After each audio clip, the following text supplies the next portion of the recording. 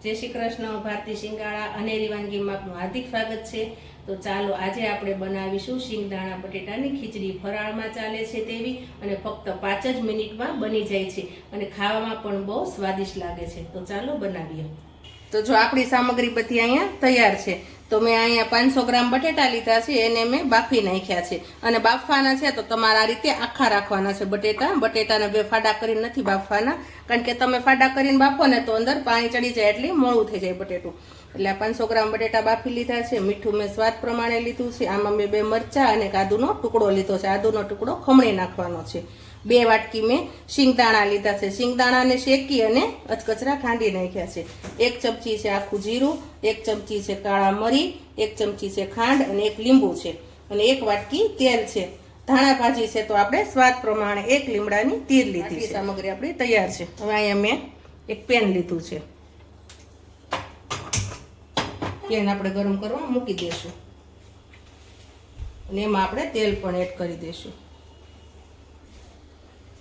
તેલ ગરમ થશે ત્યાં સુધીમાં આપણે આ બટેટા જે છે એને આપણે એકદમ મેશ કરી દેવાના છે। આખા નથી રાખવાના, સુધારવાના પણ નથી। એટલે તો આ રીતે બટેટાને મેશ કરી દો ને તો છે ને તમારી સિંગ બટેટાની ખીચડી બહુ મસ્ત થશે। ઘણા લોકો એને નાના નાના પીસ કરીને પણ કરે છે, એની કરતાં આ રીતે કરો ને તો બહુ સરસ થાય। આપણું તેલ પણ અહીંયા ગરમ થઈ ગયું છે તો આપણે પહેલા એમાં આદુ મરચાં નાખીશું। આદુ મરચાં પહેલા નાખવાના છે કારણ કે મરચાંમાં પાણીનો ભાગ હોય એ બધો બળી જાય અને સરસ મજાના સતવાઈ પણ જાય। તો આ રીતે મરચાં સતોળાઈ ગયા છે। ત્યાર પછી આપણે આખું જીરું પણ એકદમ મસ્ત રીતે સતોળાઈ જવું જોઈએ, કાચું ન રહેવું જોઈએ। ત્યાર પછી મીઠા લીમડાના પાન, આ બધું મસ્ત રીતે તેલમાં સતોળાઈ જાય। ત્યાર પછી આપણે આ બટેટા મેશ કરીને લીધા હતા। હવે આની અંદર જ આપણે મસાલો કરી દેવાનો છે, એટલે છે ને ધીમે ધીમે ચડશે ને એટલે મસાલો પણ અંદર ચડી જશે। તો આપણે મીઠું છે તો મીઠું તમારે સ્વાદ પ્રમાણે નાખવાનું છે, જેવું તમારા ઘરે ખારું ખાતા હોય પ્રમાણે। ખાંડ છે તો ખાંડ મેં 1 ચમચી લીધી હતી એટલી જ નાખી દઉં છું। કાળા મરી છે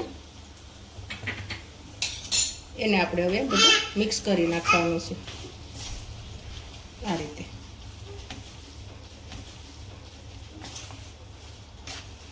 આ સિંગ બટેટાની ખીચડી નાના મોટા બધાને ભાવે અને ખાટી મીઠી ને તીખી થાય છે।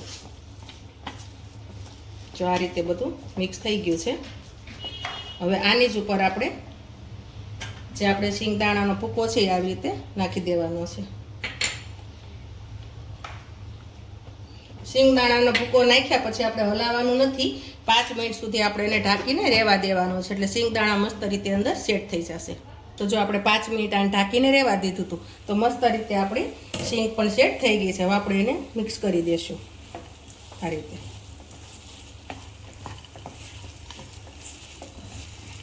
તો સરસ મજાનું મિક્સ થઈ ગઈ છે અને શીંગ થોડીક બફાઈ પણ જાય, તમે 5 મિનિટ ઢાંકીને રહેવા દો ને એટલે।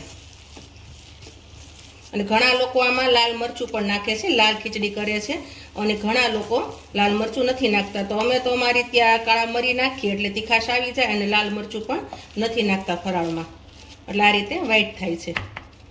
હવે આપણે લીંબુ છે તો લીંબુ આપણે એમાં નાખી દઈશું।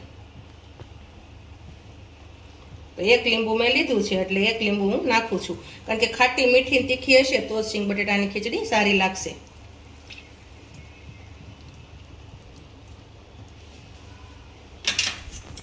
હવે એને મિક્સ કરી દઈશું। લીંબુ છે ને હંમેશા તમારે છેલ્લે જ એડ કરવાનું છે, કારણ કે બળીનો છે ને એટલા માટે। આપણી ખીચડી છે તૈયાર। હવે આપણે એને ગાર્નિશિંગ માટે જે ધાણા ભાજી છે એ આપણે એડ કરી દઈશું। આપણી સિંગ બટેટાની ખીચડી તૈયાર। તો જો આપણી આ સિંગ દાણા બટેટાની ખીચડી તૈયાર, ફક્ત 5 મિનિટમાં બની જાય એવી। તો તમે જરૂરથી મારી રેસીપી ટ્રાય કરજો, વિડીયોને લાઈક કરજો, શેર કરજો, સબસ્ક્રાઈબ કરજો। જય શ્રી કૃષ્ણ।